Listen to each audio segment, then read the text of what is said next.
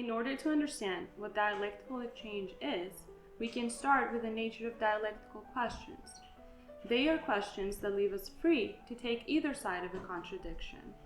It is the very nature of a dialectical question that it calls for disagreement and exchange of arguments.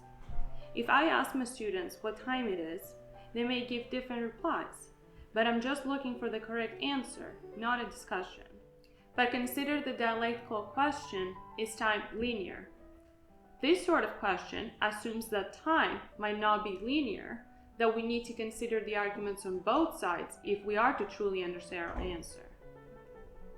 A dialectical question is the sort where we do not assume we know the answer in advance, and that the contrary case will surely have merits we need to address. We need a dialectical exchange of argument and counter-argument if we are going to make progress on dialectical questions taken up in classical contexts. Dialectical exchange takes up dialectical questions in earnest.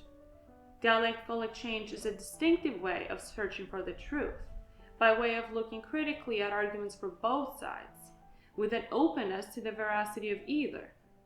We cannot do it well without knowing what constitutes good and bad thinking and argument generally, which are good habits of mind, but we also cannot do it well without certain habits of moral character.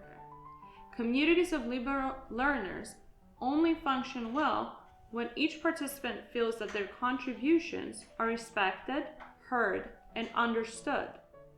Therefore, dialectical exchange requires intellectual and moral virtues, among them humility, civility, patience, generosity, and studiousness. If we're serious about liberal learning for its own sake, as we should be, we must be serious about virtue in the service of dialectical exchange. Jennifer Frey.